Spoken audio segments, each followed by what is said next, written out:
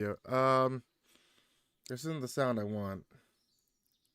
My thunderstorms. Just my thunderstorm sounds. That's way too loud.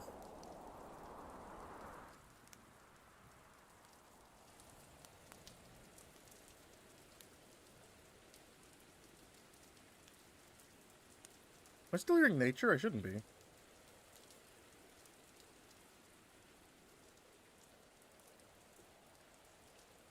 It had like high pitch shit. There you go. Got a little bit of that going. My to-do list. Why does it always switch to Baldur's Gate 3?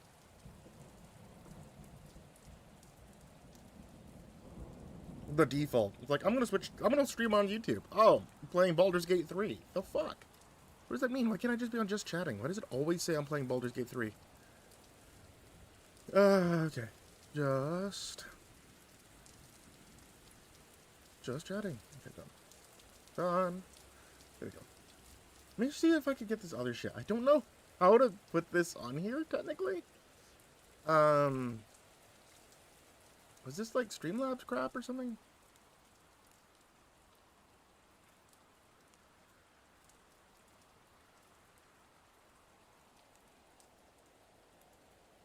Whatever, that's fine. YouTube's good. Log into YouTube, whatever.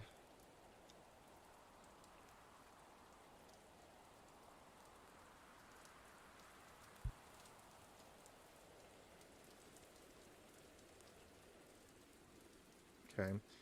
Yeah, good. What? Unable to log you in at this time. Please try again later. Okay, we're gonna try YouTube. That's fine. Okay. So I have Cloudbots themes. How the fuck does this work? Oh my god. I am a great streamer. I am a great streamer. I am a great streamer. All widgets. I'm a great streamer. Chat event list followers. Um. Yes. This is good. Super chat, pulse gate widget. Game with your YouTube subscriber goal. Chats, emotes, follower goals, supporter goals. YouTube member goals. Spin the wheel. Tip. Media share. I don't know how this works. I don't know how this works. We're just gonna close that. Whatever.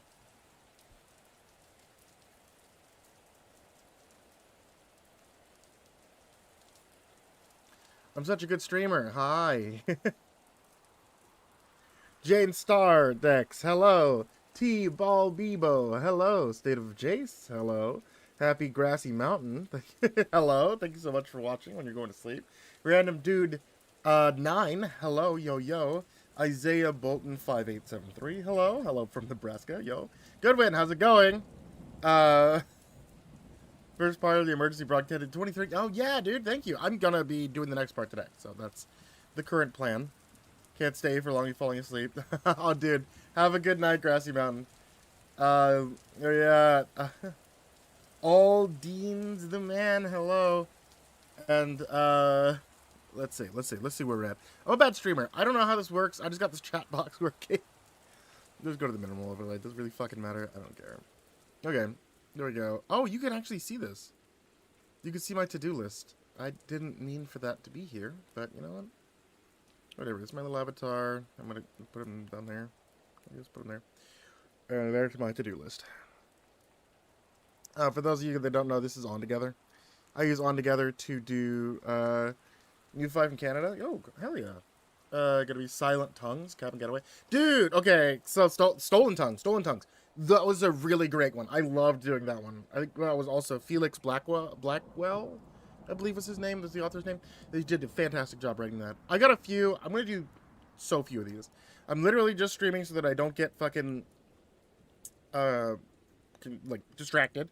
This is also what I use On Together for. I'll use On Together to do my work. I didn't think you guys would see this, but yeah, you can see I'm using On Together to do my work, and it has my to-do list for the stories that we're doing right here. We're gonna finish up with this one, and then we're going to go into I went ice fishing at the blah blah blah. Patreon logo is clipping off the screen. Oh, there it is. Patreon logo if you want to see it. It's Mr. Creepypasta. Patreon.com/Mr. Creepypasta if you guys want to be a part of that. You show up in the description of every video. If you're, I think, $5 tier or something low. I think I lowered everything as much as I could. So there's that, and then if you want me to say your name, I do it in like this thing at the end of every time where my editor now had to speed it up because we had so many, and it didn't fit the outro segment, but there he goes. Mariposa! Thumbs up, Mr. V. Oh, dude, thanks so much. What was this you said? Email last week regarding business inquiries got Murphy. Oh, right. I need to get back to you on that. I saw you had like a FNAF project going on. I need to put that together and do that stuff. Okay, so let me get stuff going on here. Let me get the Audacity pulled open so I can do my audio for today. It's only going to be a little bit. Like I said, this is going to be a short stream. This is just to make sure I get my work done. So you guys will see stuff that pops up in the back. Like always, whenever I'm doing one of these streams, I can see the chat at all times. It's always right here. But I can't always respond to things. I'll try my best to, but if I do it all the time, my editor will get mad at me. So I can't respond to everything. These are also pretty, these are pretty long stories. So I'll try my best to be able to keep them, to be able to keep stuff together so that I can be a little bit more. It makes it easier on him to be able to edit things together when I do that.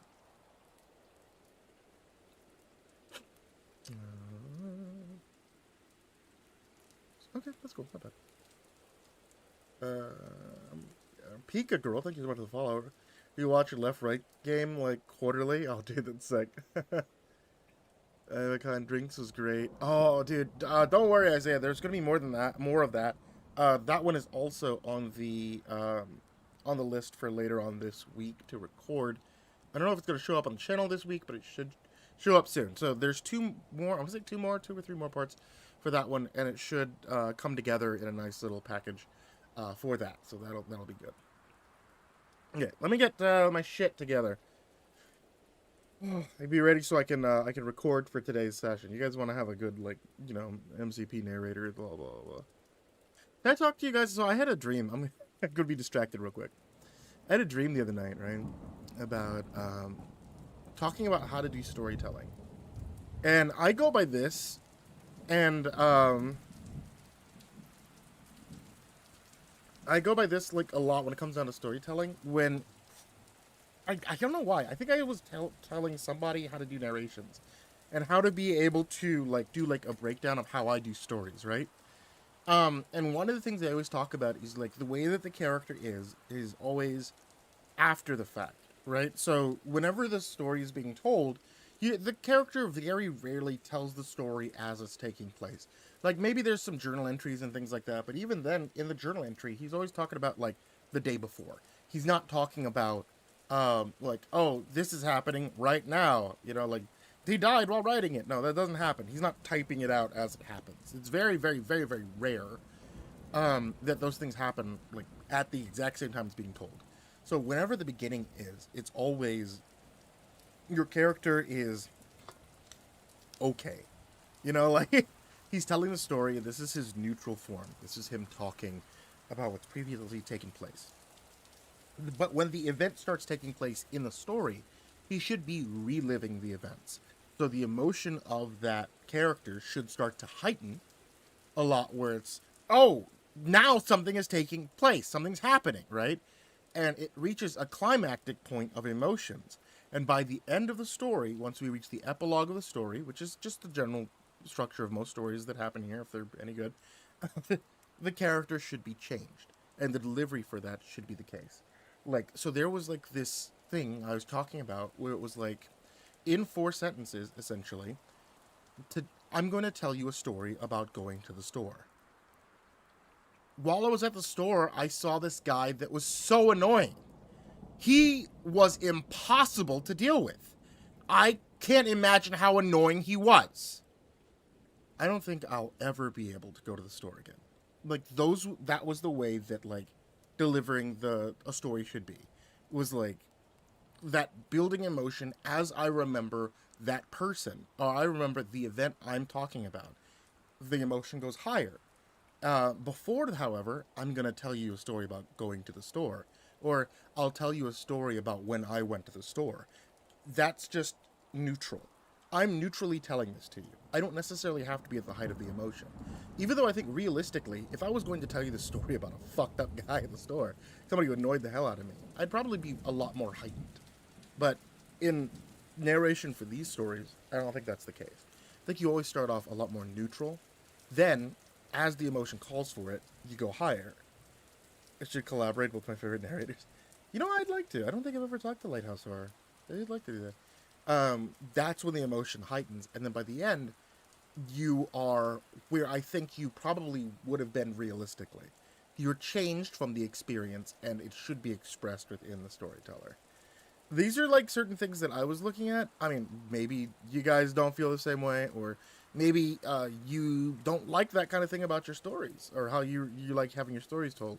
But this is something I think that I've kind of gone through a lot. And if you watch my YouTube videos, if you listen to stories, maybe like look out for that, see if there's any kind of merit in the shit that I talk. Maybe I'm dumb. Maybe I'm wrong.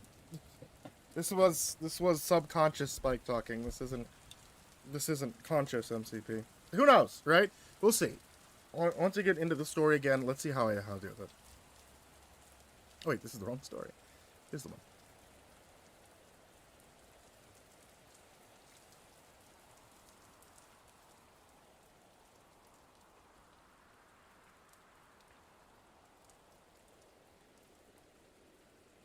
Okay, so before I transcribe these final few pages, I need to say that this will be my very last post about the buoy and the pages themselves. I didn't expect anyone to realize that I was up to. I didn't expect anyone to realize what I was up to so quickly, but I was woken up this morning by a knock at my door. When I answered it, I was met by one of the men who had been at the dock the day the buoy was taken by the Navy. He stated he'd only come to ask a few follow-up questions, such as what our location was when we caught it in our nets, what the tides were like, and so on. I knew it was a bunch of bullshit. It was information he could have gotten from my captain. I knew he knew. He knew that I knew it as well. That's when he not so subtly began threatening me, speaking about prison time, and worse for leaking, as he put it, confidential documents before leaving.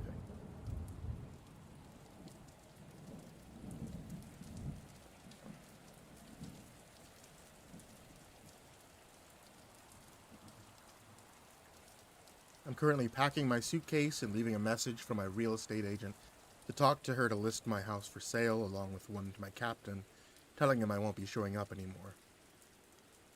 I'm not sticking around, and as soon as I post this, I'm gonna just get into my truck and drive. I'm gonna disappear, and I'm going to stop somewhere in the middle of nowhere, and I'm gonna burn the copies of the pages I have. Besides, I don't think I can wake up and look out the... I don't think I can wake up and look out at the ocean anymore.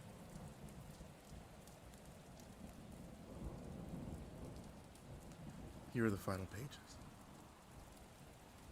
Matt, as a reminder, this is what we're doing with the ocean sounds, so just kind of the wave sounds in the background during this, during the retelling of these.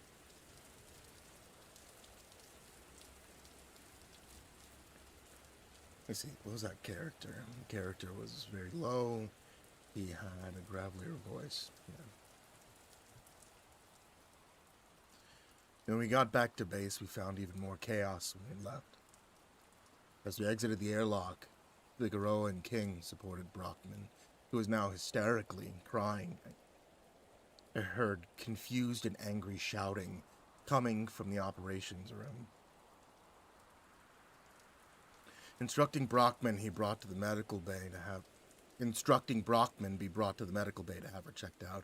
I removed myself and my team and headed towards the half-open hatches, to see what the commotion was about. When I pushed open the door, I saw David, standing inches from Carruthers' face. His face a mask of panic and rage. "What the hell's going on out there?" he almost screamed. I hurried to get in between the two of them, in case my old friend ended up losing his temper enough to physically assault our commander. Pushing them apart, I turned my head to look at both of them. Whoa, whoa. What in the name of God is going on? David looked at me, and in his eyes I saw something I never had before. It made me feel uneasy.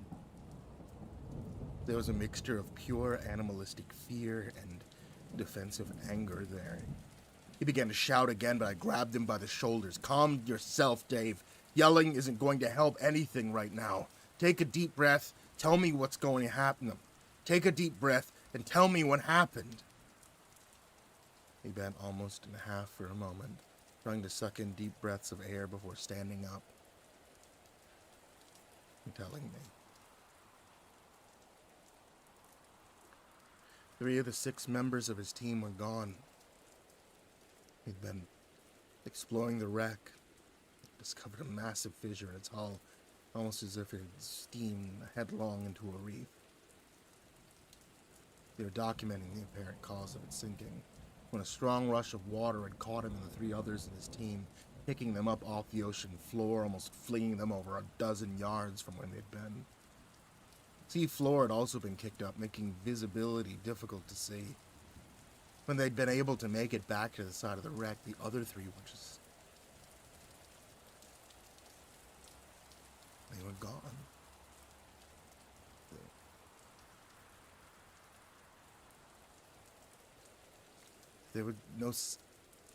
There was no trace of them at all, almost exactly like what happened with Carpenter. I turned to Carruthers and asked him if there was anything at all about the 2 sites that he knew that we didn't. He insisted that he had no knowledge he was withholding from us. Too emotionally drained to try and push the issue, so I turned to my colleague and in a calm voice told him that there was no use in fighting that didn't use up unnecessary energy. If we needed to keep our heads level, if not for our own sake, then the rest of us. He looked at me hard for a long moment, and then he nodded. We're turning and heading back to the hatch. With the situation diffused, I turned back to Carruthers. Has the storm above us blown out or passed over yet? Do we have any contact at all with the surface? He rubbed his hands over his eyes. He looked like he'd aged 10 years in 20 minutes. "No," he said wearily. The storm was still directly over our heads. Though he tried the emergency long-wave radio, he had received no response. Until it passed, we were completely cut off. I rubbed my own eyes and then told him that until we could reestablish communication with the surface team, it'd be safer if no one else went outside. He agreed, then turned and slumped into his chair, his body sagging with the weight that had now fallen on his shoulders. I left him alone, glancing back at his back. Despite my own grief and fear, I couldn't help but feel sympathy for the man. He'd be the only one who bore the brunt of the flame for that, as he was the commanding officer on the station. I shook my head and I exited, closing the hatch behind me, and hurried to check on Brockman. Thankfully, she'd only suffered a minor emotional breakdown and had given a light sedative to help her sleep. The rest of the teams were instructed to go and get some rest, and one by one, they filed out of the medbay, their expressions all a clear mix of anxiety and fear. Letting them go, I decided it would be best if I spoke to the head doctor about what I'd seen out there. Calling her aside, I described in detail the moments leading up to Carpenter's disappearance, along with the thoughts that I'd been having. She listened intently, and then commended me for my rational thinking. He did agree that I could have been affected by an early onset of nitrogen narcosis, and took 2 blood samples to check, see if our hypothesis had been affected, see if our hypothesis was correct. As I left, she also informed me that the computer in the research lab had beeped once, indicating a partway translation success. I thanked her, and then headed to the lab to check before resting myself. Entering the dimly lit room, I crossed to the computer, shook the mouse to bring it out of hibernation mode. The screen came to life and glowed brightly. The one word it had depicted proclaimed in big, black letters, away. As I turned to leave, a voice from the other side of the lab made me nearly jump out of my skin. Desmond.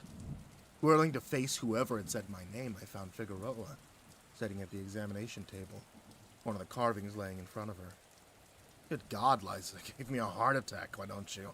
I said, leaning against the wall to steady myself. She gave me a small, strange smile. Sorry, I thought you'd seen me. I held up a hand in the universal sign of it's okay. What are you still doing up? You should be trying to get some rest like the others. She motioned for me to join her at the table. I walked over. My mind's still racing too much to try to sleep. At least yet, she said, and then gestured to the carving. Have a look at the depictions in this.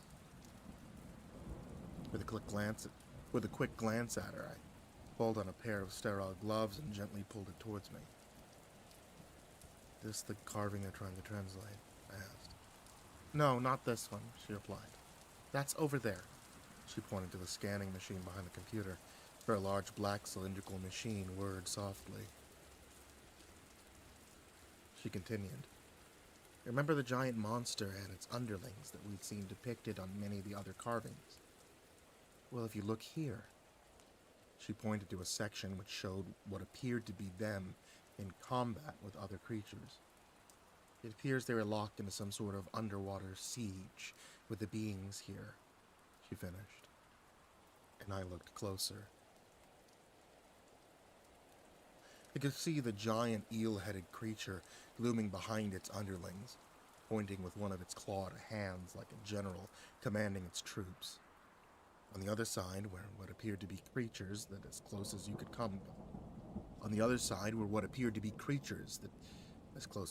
to describe them, were mermaids.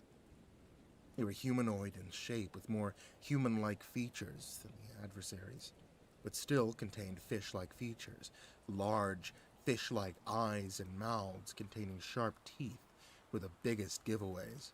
Behind them stood what had to be their leader, who was equal in stature to the eel monster. The biggest difference between him and his soldiers was the fact that a giant pair of tusks protruded from his mouth, and a single eye dominated his upper face. I looked at Figueroa. So, do you know who won the battle? I asked. She shook her head. No, but if you look here, she pointed to a symbol similar to the inner spiral of a nautilus shell, seemingly tattooed on the tusk leader's chest. I've seen this symbol on many of the ruins we've studied. It suggests the ruins are theirs, or at least the people who worship them, not theirs.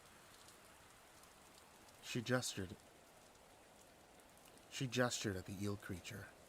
I ran my fingers over the carvings, taking it all in. Interesting. We'll have to cross-reference it against any other known ancient civilizations of the area, see if there's any bleeding over to their myths. I stood up to leave, but she grabbed my wrist gently. That's not all, she said softly, before rotating the ruin over to reveal the other side. After a second of staring at it, my eyes grew wide. I jerked my head to look up at her. She simply nodded. My voice shook uncharacteristically. How is that possible?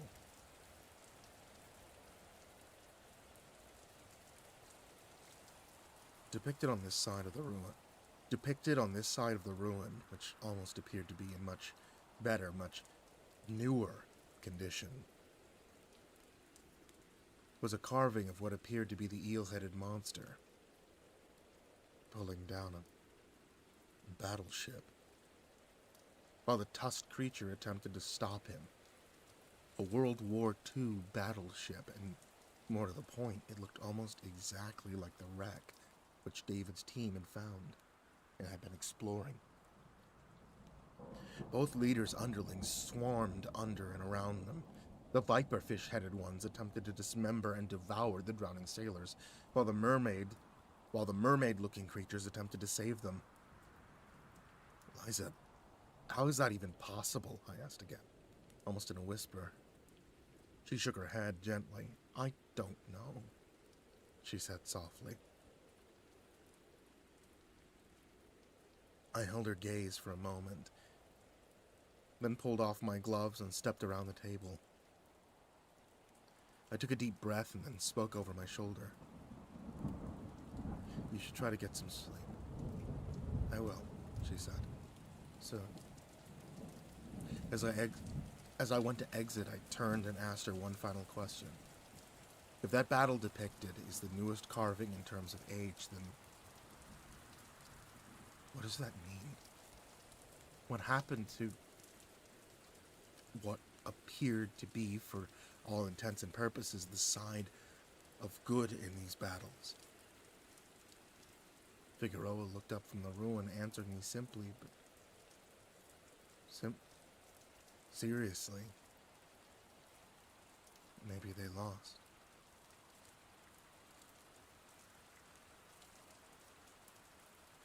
Trying to ignore the growing feeling of insects crawling under my skin, I shook my head and left the lab for my cabin. I wouldn't be able to fully understand the message until the rest had been deciphered, translated. And until then, all I could do was chase shadows and scare myself. Same went for the carvings. As I entered my cabin, a flash of a thought entered my mind. I remembered why that tricycle I'd sworn I'd seen had looked so familiar. It was almost identical to the one I'd played around on in my parents' front yard as a kid. If I didn't know any better, knock it off, Desmond. No way it could have been the same. Things just don't pop out of your mind into the real world. Lying down on my bunk, I glanced around at the photo on the table, reached out and pressed the cheek delicately. Jackie, please, wherever you are, babe, help me get through this, I whispered. Then rolled over, pulled the thin sheet up to my shoulders, forcing my eyes closed, and soon fell into a restless sleep.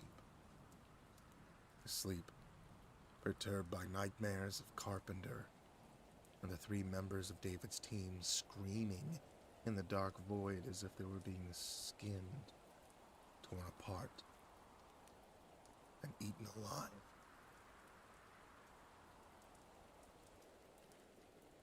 Desmond. I rolled over in my bunk, fighting back the waking world. I grunted.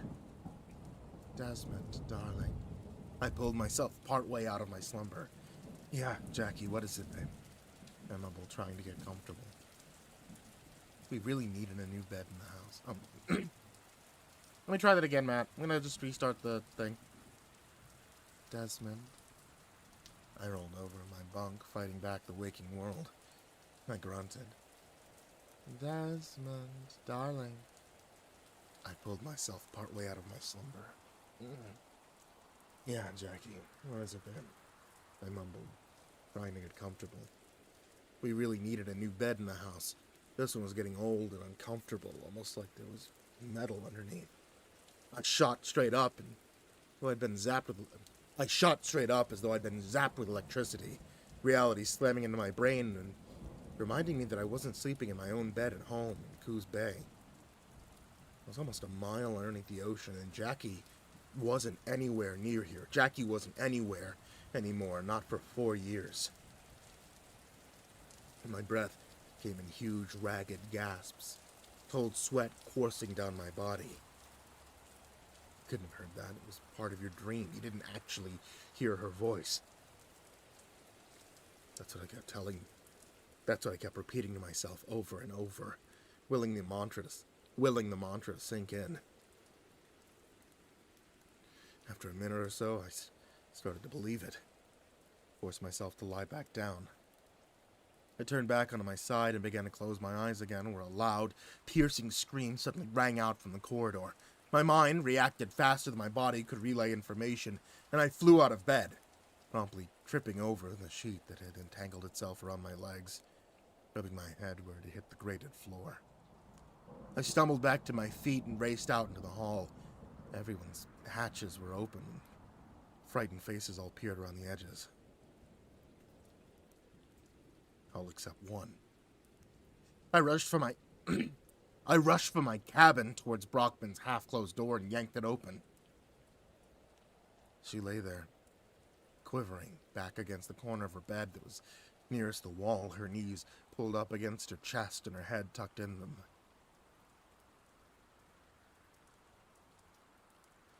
I slowly crossed the room and I knelt in bed in front of her. Brockman. She didn't respond. I tried using her first name. Tish. What happened? A muffled reply came from between her knees, which I couldn't hear. What? She raised her head slightly, not enough to reach my eyes, and this time I heard her clear enough to understand, though her voice was still muffled slightly from the mucus freely flowing from her nose and over her lips, giving it almost a burble. I heard him. A shiver passed down my spine, though I couldn't understand why.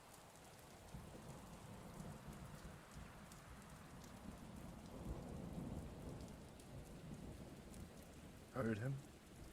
Who's him? Who did you hear? I asked gently. She raised her head completely, now meeting my gaze. She wore a look of almost petrified terror in place of the usual relaxed and happy expression I'd grown to know and care about. Her voice trembled furiously.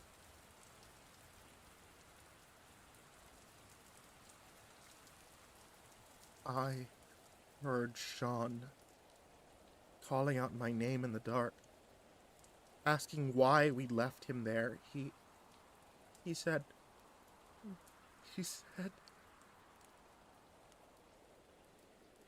She choked back a sob and finished her sentence, her voice rising into a shrill scream. He said what happened to him was nothing compared to the end we would receive, that we all end up dying here in this base, screaming in the dark. I stared in shock and sadness at her. She was completely going over into the deep end. Losing her close friend had absolutely shattered her psyche. She was beginning to hear things. I made my voice as soothing as possible. Reaching out and gently putting a hand on her shoulder, she flinched slightly but didn't pull away.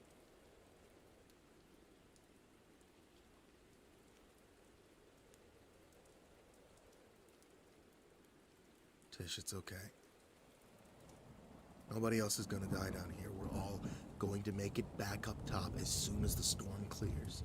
You didn't hear Sean. You're mentally scarred from losing your friend. It'll be all right. Sage Nasty, thank you so much for the raid. Sorry, I'm recording, so I can't say a whole lot whenever it's doing this. I'm sorry. You guys are the best. Thank you.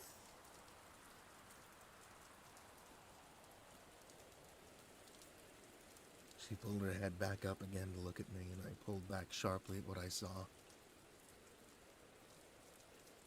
The look on her face had changed. She no longer looked terrified. It had been replaced by a look of almost complete insanity. A smile crossed slowly over her lips, but this wasn't a happy smile. In fact, it made her look almost demonic in the low light. A small giggle escaped her, and her eyes burned holes into mine. That's not at all. That's not all he said to me. He also said that you have a fate worse than any of ours. He's taken a special interest in you because you're so damn smart and you have such inner strength. She giggled again. It's going to take its time with you, Desmond. It's going to leave you for last, and you'll scream longer and worse than we ever did. And with that, she collapsed into unconsciousness. I slowly stood up and moved away from the figure on the bed. I knew that she'd been right when she said those things, that her cracking mind had simply... I slowly stood up and moved away from the figure on the bed. I knew that she hadn't been right when she had said those things, that her cracking mind had simply thought them up from a very dark place, and yet I couldn't help but feel unrelenting chills pass through my body. Her words had wound their way past my rational thinking and into the deepest corners of my own mind, and were repeating themselves there, making me feel as though I were continuously being doused in ice water. I backed out of the cabin, allowing the medical team to enter and take her to the med bay to keep an eye on her. Turning on the rest, I found them all staring at me. Some of their faces confused. Others fear. Figueroa locked eyes with me as I scanned the group. I nodded at her and tried to keep the shake out of my voice. It's over with, guys. Let's try to get a few more hours of sleep. We need it. And with that, I walked back into my cabin. Brockman's words echoed in my brain. You'll scream longer and worse than we ever will. Trying to push it away, I laid back down again and closed my eyes, willing myself to fall back asleep, and trying to ignore the voice of my dead wife, calling to me from somewhere in my subconscious. Desmond? No, not listening. You're not there, you're only in my head. Desmond. Still, not listening. Desmond! I shot up in my bunk. That voice had been one of the team. It came again. Desmond, wake up and get in here. I stumbled to my feet, careful to make sure I didn't trip again on the sheets, and ran barefoot into the corridor. I recognized the voice now. It belonged to King, and it was coming from the operating room. Flying through the open hatch, I turned and saw him staring at the back of my... Flying through the open hatch, I turned and saw him staring into the bank of monitors that showed the external views from the cameras mounted on the exterior of the base. Joining him, my breath was wrenched from me like a knife that just pierced my lungs. On the screen from the camera facing out from above the eastern airlock was an image we couldn't possibly be seeing. Tell me you're seeing that too, Windows, King said in a voice that shook slightly. I could only nod in response. There was a diver out there. Whoever it was standing with their back towards the camera, but we could tell it was one of our own dive suits. I asked him to zoom in on the lower part of the thruster assembly. Each individual diver had their names stamped on their respective suits to avoid confusion. We'd all be able to tell who it was. As the letters came into focus, both of us let out our breaths in a huge gasp. That's Carpenter. King whispered after a moment.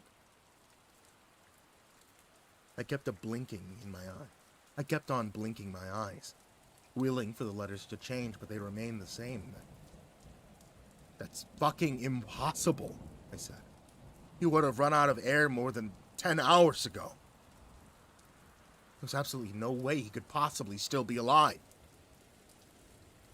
He looked over at me, his eyes showing that he was trying to make sense of what was before us, but unable to. Then how in the hell did his body float all the way back here? I couldn't think of anything to respond with. Even though I'd wanted to, I couldn't.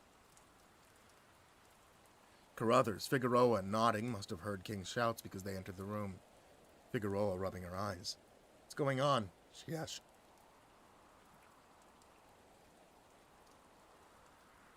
She asked sheepishly.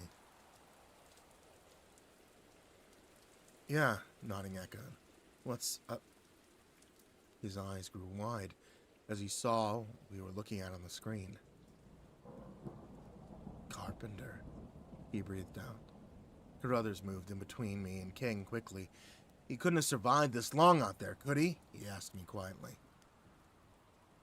I gave my head an almost imperceptible shake, just enough for him to notice. He stared again at the monitor, then turned back to the other two. Guys, I'm sorry to have to be the one to say this, but he was cut off by Figueroa, who was pointing towards the screen that we were now all facing away from. Oh my God, he's alive, she yelped. We all swiveled back towards the screen, but the suit was in the same place it had been when I'd seen it.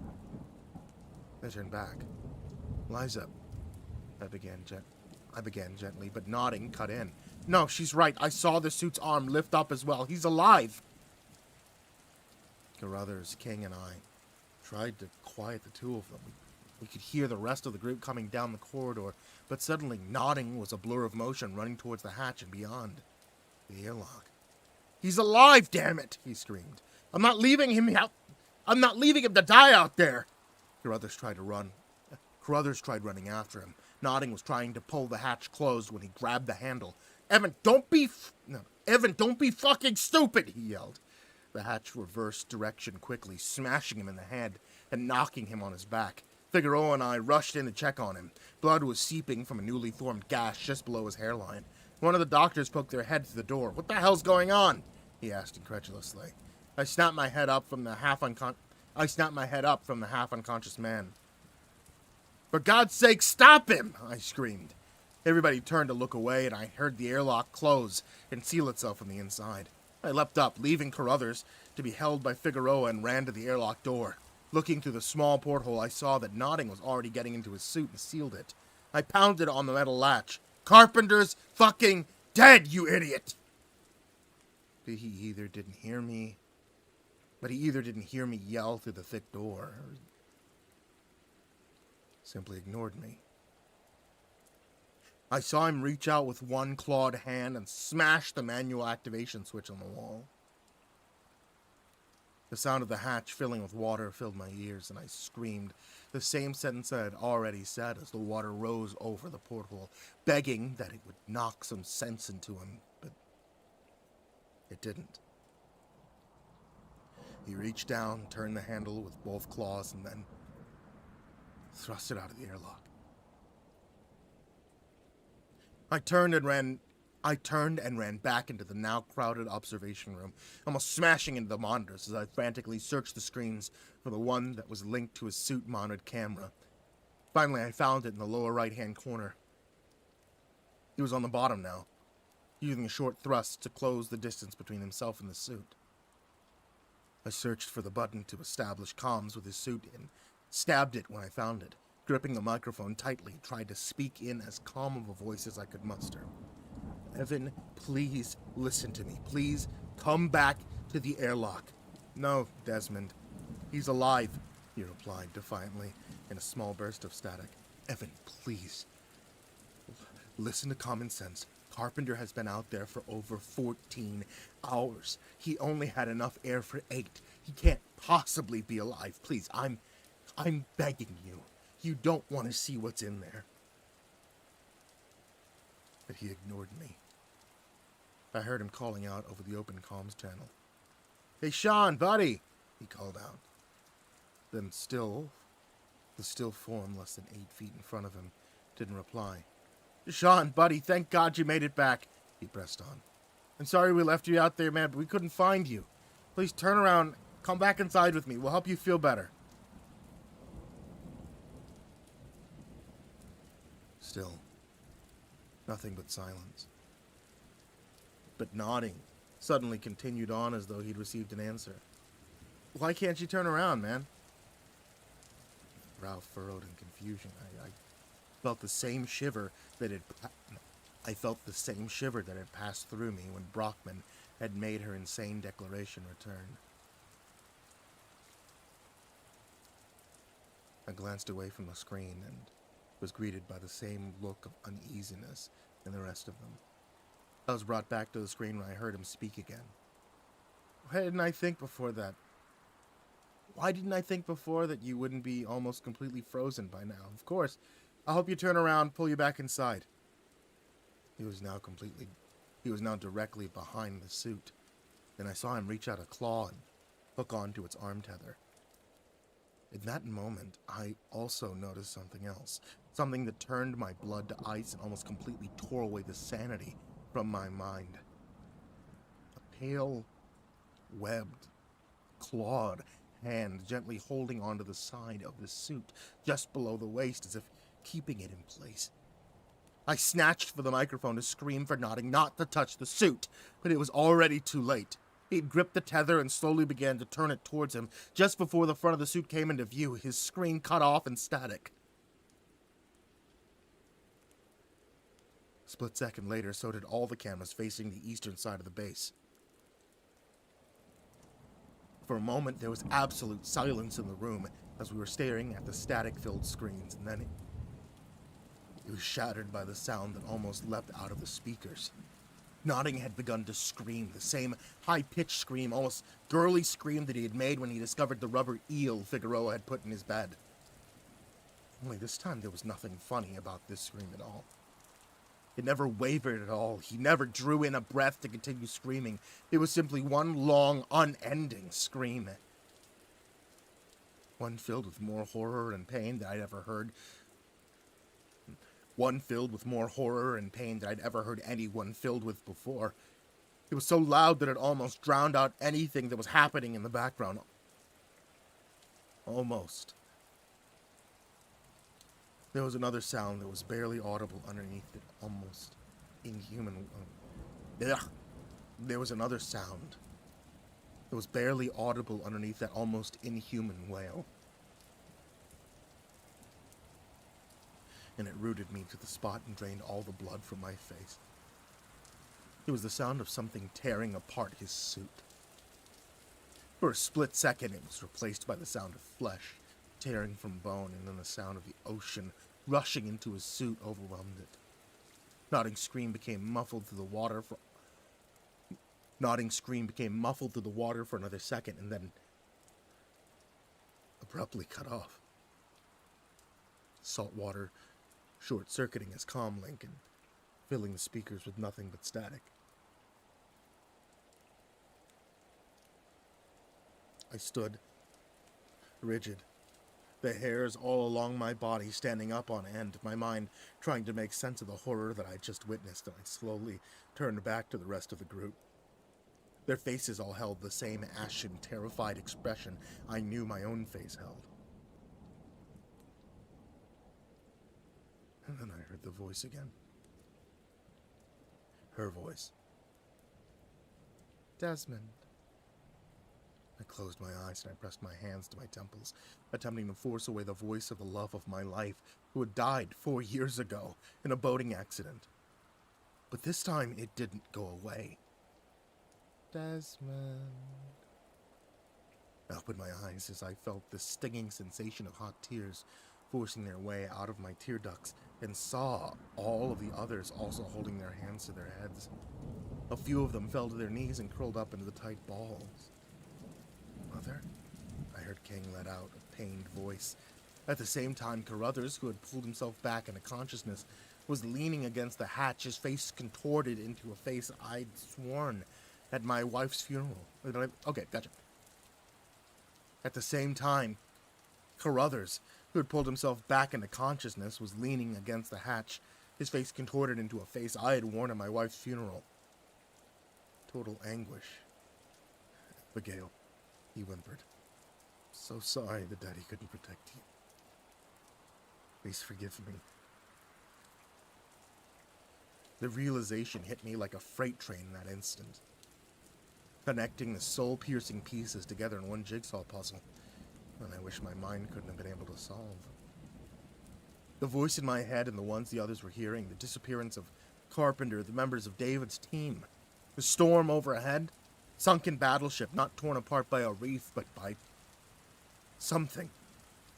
The tricycle, my childhood tricycle, plucked out of my memories, shown to me, the carvings on the pillars of the monstrosities, ruins that I now knew had never seen the surface in their entire existence. The single word that had been translated from the language on the stone that we'd brought back. The piece that nodding had knocked over, and the almost endless darkness that had lain beneath it. A prison. It all fit. It all completely shattered my view of reality. Oh God. What have we done? At the same time, I heard a sound from out of the corridor, loud enough to be heard over the whispering voices that wouldn't go away. It was one that sent the same ice water sensation through my body and almost caused me to piss myself. The sound of the other airlock door closing and something lumbering over towards the drain cycle switch. Whatever spell had been keeping me in this place shattered, and I flew past everyone in the corridor toward the inner hatch. Whatever had killed Nodding. You know exactly what killed Nodding, Desmond. Jackie's voice cooed inside my head. Its tone now shifted from the tone I lovingly remembered to one that was terrifyingly sinister. Had made its way into the airlock and was now trying to get inside the base, and we would all be dead if it was able to. I slammed into the hatch, staring through the porthole. And in that instant, all semblance of sanity fled my body from what I saw. The fractured mind was only able to take in two details. The head, that awful head that looked exactly like that of a viperfish, which turned to stare at me with one large bulbous eye, with a mouth that, even though had no lips, seemed to turn from a threat display into a leering grin of what I could only describe as pure evil and malice, and clutched in one webbed, clawed hand. Oh, dear God. Was Nodding's severed head, his face eternally frozen with the same look of horror and pain that had been bestowed upon the poor souls in the carvings, the last drops of blood dripping from the torn flaps of skin below his neck where it had once connected to his body. I screamed as loud as I could for anyone to come help me keep the hatch closed. For a second there was no reply at all, and I felt myself deflate inside. They were all still in their own personal hell, haunted by the voices placed in their heads. No, pulled out of their heads and didn't hear me. The water was almost completely drained from the airlock, and though I didn't glance through the porthole again, I knew it was coming closer to the hatch, reaching to yank the wheel out of my grasp and come inside to begin its slaughter. I could hear its wheezing gasps. I screamed one last time, a scream more of defiance than help. Then three shapes smashed into the hatch on either side of me. Figueroa, Alton, and King had somehow snapped out of their trance and made their way over to me. "We have to seal the hatch," Figueroa screamed. "How?" "There's a manual lock on the door you need to press," Alton yelled. "Where?" I yelled back. "It's right below your left knee," King interjected. I swung my gaze down as I felt the wheel beginning to turn from my grasp as it began to spin and unlock, spying the large black button to set low on the door. I let go and let my own weight simply bring myself to my knees as I heard the loud click of the hatch being unlocked and slammed the button with my fist as hard as I could, begging to a God I hadn't believed in since childhood that I'd hit it in time. Manual east airlock sealed, activated, a robotic voice said from somewhere behind me. The wheel spun itself back into the lock position, and I could hear the creature let out a loud hissing sound, though whether it was out of pain or defeat, I couldn't tell. We all breathed a collective sigh of relief as reinforced bolts slammed into position. Feeling victorious, I stood up, not staring into the porthole again, but aiming my voice into it. "Fuck you, you stupid scaly son of a bitch!" I yelled at it. Manual override trumps any strength your ancient ass may have. You lose. Seafood menu reject. For a second, the other three all stared at me, and then I slowly began chuckling. A second later, I joined in, and we all slid down the door into sitting positions against it, laughing softly to each other. A soft voice choked away our laughter and echoed through the corridor. "You think you've won, Desmond?" We all looked up to see Brockman, standing in the center of the junction, somehow awake and wearing only a patient gown. In his left hand was the doctor's scalpel. Blood dripped from the blade and the clenched fist that held it. I could only assume it belonged to the medical team. I pressed myself back against the metal. "You think just because you kept one of them out, you're safe?" Okay, I'm going to redo this real quick. I'm going to go to the top of the paragraph. A soft voice choked away our laughter and echoed through the corridor. "You think you've won, Desmond?" We all looked up to see Brockman standing in the center of the junction, somehow awake and wearing only a patient gown. In her left hand was one of the doctor's scalpels. Blood dripped from the blade and the clenched fist that held it. I could only assume it belonged to the medical team. I pressed myself back against the metal. "You think just because you kept one of them out, you're safe?" She let out a loud, insane laugh, her eyes wide and darted around. "You haven't done shit. All you've done is delayed the inevitable. You can't win against these things. They're as old as the earth itself. They'll find a way inside sooner or later, and then what? And then what Carpenter told me will happen. And then what Carpenter told me would happen? You will scream. You will all scream." The eyes locked on mine. And in that instant, I realized that everything she had said earlier had been true. It had wanted her to know, to tell all of us, to tell me.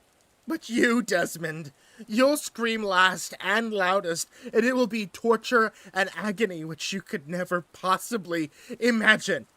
She raised the arm that held the scalpel. Good does not triumph over evil where evil lives, and God will not save you down here." Laughing maniacally, she raised the scalpel to her neck, and in one fluid motion, slit her throat from ear to ear.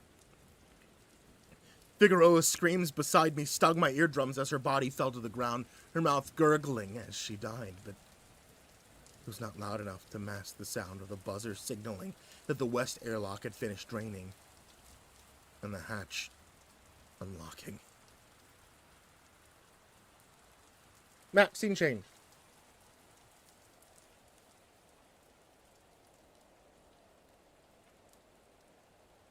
That moment was over 2 hours ago. It seems like more than an eternity to me. The four of us ran, and I saw the others stumbling out of the operations room in a daze. The spell on them now lifted. I knew it was only because they wanted them all to see what was coming through the hatch, wanted them to feel the same horror that Notting and Carpenter and the others must have felt in their last moments of their lives, because they savor every drop of it. They wanted that conscious they wanted the conscious to witness them. They wanted them conscious to witness their own deaths.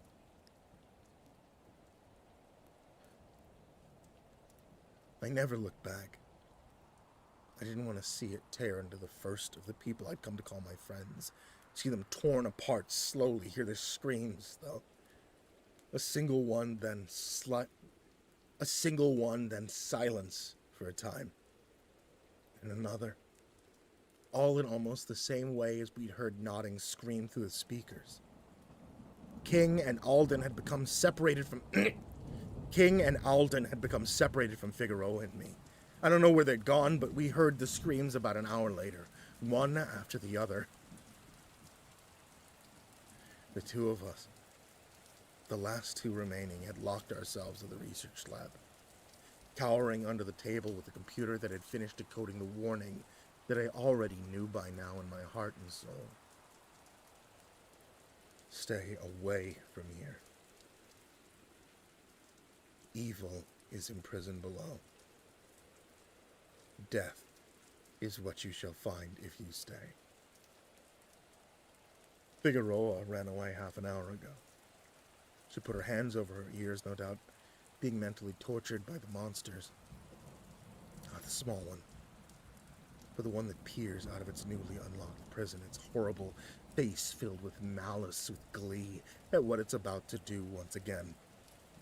It must have become too much for her, because she finally wrenched herself free from my arms, ran to the closed hatch, and was gone. I know I should have been the brave one and gone after her, but I was too afraid. I dashed across the room and resealed the door before attempting to barricade it with another table in the lab, though I know that when those monsters chose to come for me, that I won't stop them or slow their pursuit. I heard her scream 5 minutes ago. I know I'm all that remains of the entire team, and that's why I'm hastily scrawling this account on a few sheets of scrap paper, ones that I found on top of the desk I hide under. Because somebody needs to know the truth about what happened down there. I hear them pressing against the walls of the lab now. I hear their soft, hissing cries of glee as they slowly inch closer to the hatch. But over all of that, I can hear their goddamn master whispering to me in my head, whispering to me in the voice of the person I loved and cared for most in this world. It delights in telling me that the voice, all of the things, it delights telling me in that voice all the things it plans to do to me. Things I can't bear to write down. I'll lose the last tendrils of sanity left in my body.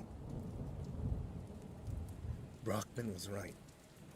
It did leave me until last. It let me hear the ends of all the others. Let each kill, shatter a part of my soul, and now that it's almost completely broken me, it's sending its underlings to me. They'll break into my temporary refuge. They'll hunt me. They'll hurt me. They'll bite and splash me until I'm half dead. They won't kill me. No. That honor's reserved for the master, the monster that's the source of old sailors' tales, of legends as far back as man has dwelled on this planet. They'll drag my almost lifeless body out of the airlock, force me into my suit, keep me from drowning, and then bring me back to those godforsaken ruins. To that hole, to that broken lock. And down where it awaits me to make my death something that even the cosmos will take notice of. I'm placing this account into the inner compartment of the emergency distress beacon, hooked into the wall on the opposite side of the lab, and then sending it up to the surface.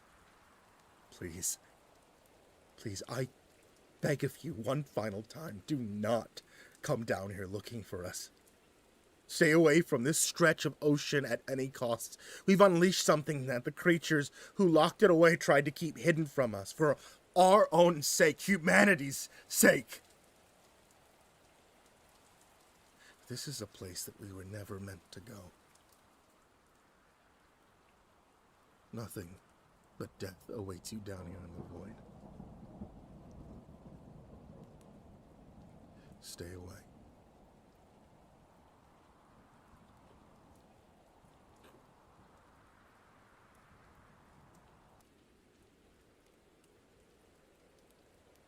It was such a good series, 1990.